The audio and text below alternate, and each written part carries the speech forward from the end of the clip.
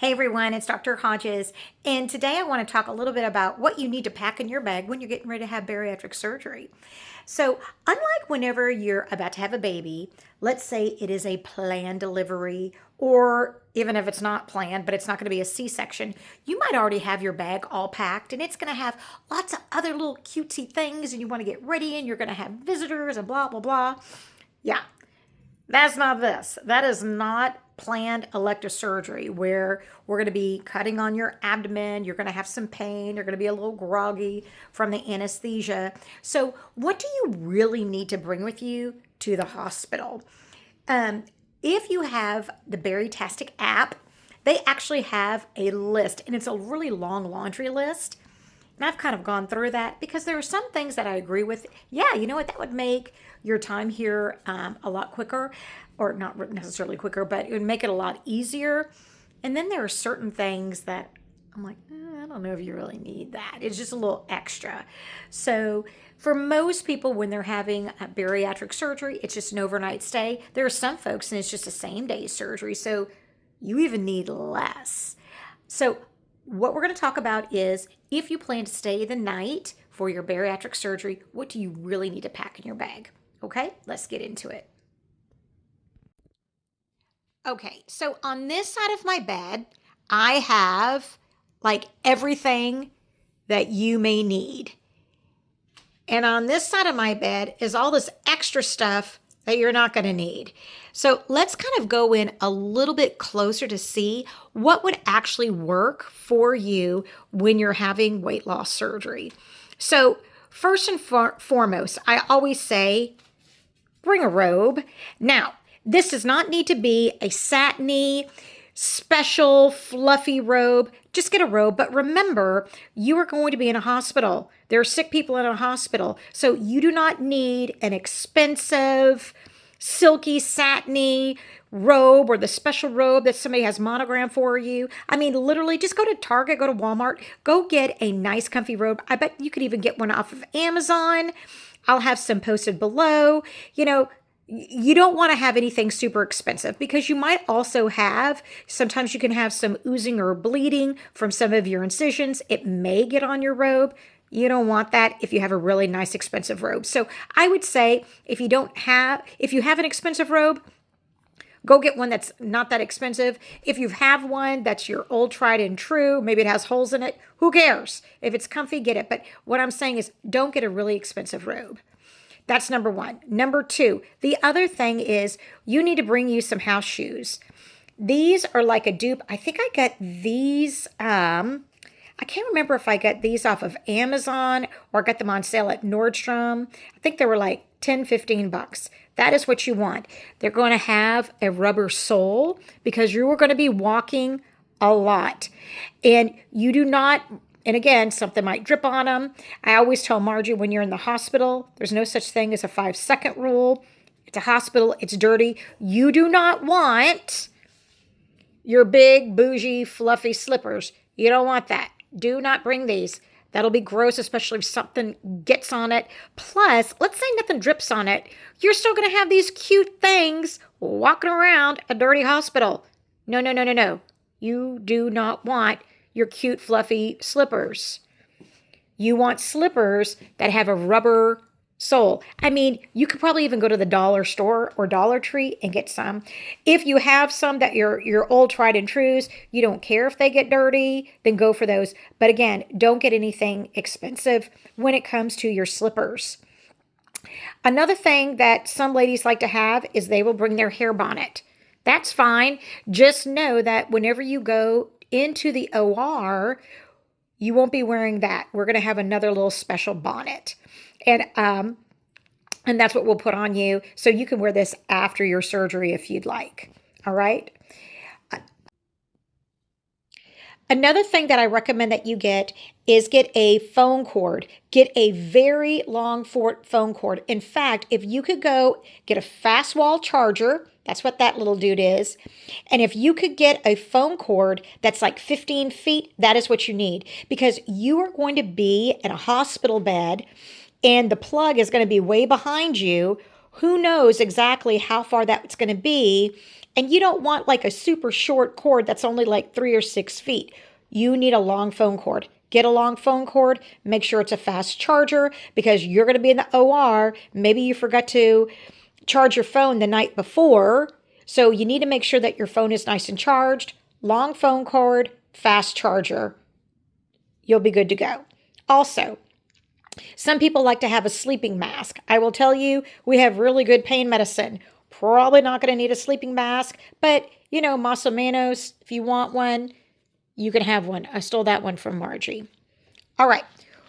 When it comes to what do you really need to have in your makeup bag and what can really help? Please, for us, get your deodorant. Bring your toothbrush and toothpaste. If you want to bring a brush, great. If you want to put your hair up in a little scrunchie, you can. If you don't want to just keep your hair up in a bonnet, you can do that too.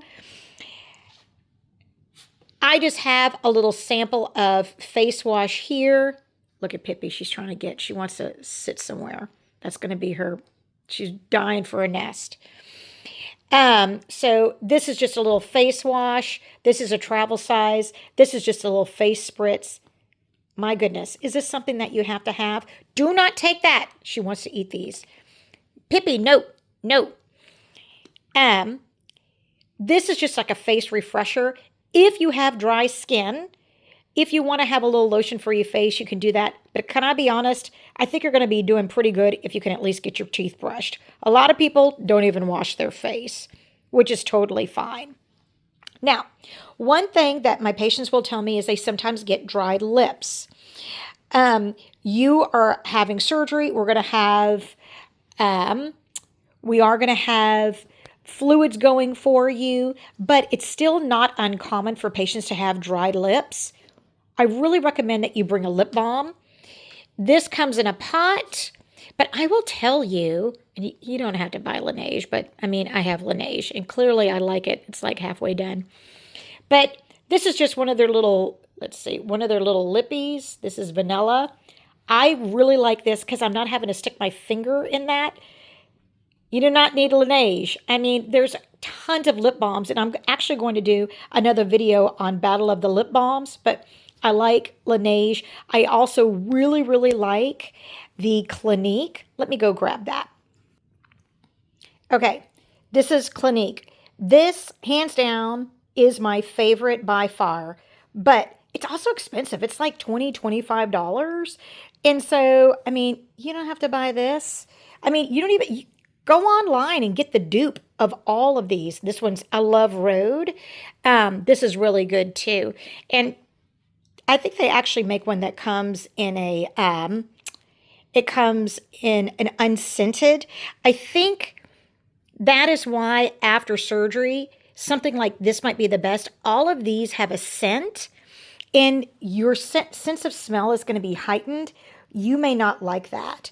And so this one you may find works the best for you, something like this, because you may find that this one works best for you because it is unscented and there's no flavor. Right after surgery, you will be a little dehydrated. That's not uncommon. And sometimes your sense of smell and sense of taste is heightened. If that is the case, this is whenever you want to use something that has no flavor. That might work the best for you. But you can even go they have these little pots of Vaseline lip balm, and I think they're $2.99 at CVS. Go and get some of those. You do not have to pay $20, $30, okay? But I would recommend that you bring a lip balm with you because that will help you with your dry lips, okay? And then of course, I can't see without my readers. Definitely bring an extra pair of readers. All of this is probably going to fit into this little pink bag. And let's see if it can fit. All right, let's see what can fit in this. So we definitely have our deodorant. This is my toothbrush. They even have travel toothbrushes. That will fit. Got your toothbrush. Hang on, Pippi. She's going to come on the screen. I know it. Hair tie, lippies, face stuff, and readers. And I have a hairbrush. Well, this is kind of big. I'm sure you could even get a little travel size hairbrush. What do you think, Pips? Go over there. Here, take my glasses. Sorry about that. Oh my goodness.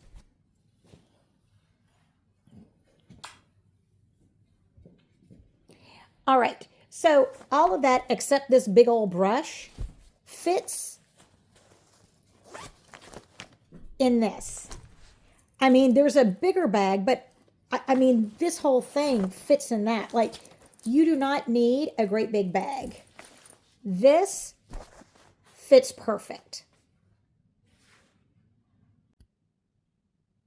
Now let's talk about the things that you do not need. Okay, number one, you do not need to bring anything for work. Nothing. So do not bring your iPad. Do not bring your laptop. You don't need your agenda. You're not going to be doing any work. No, don't need to do that. Also, you do not need to bring all your cosmetics. You're not getting ready for anybody. So you don't need that.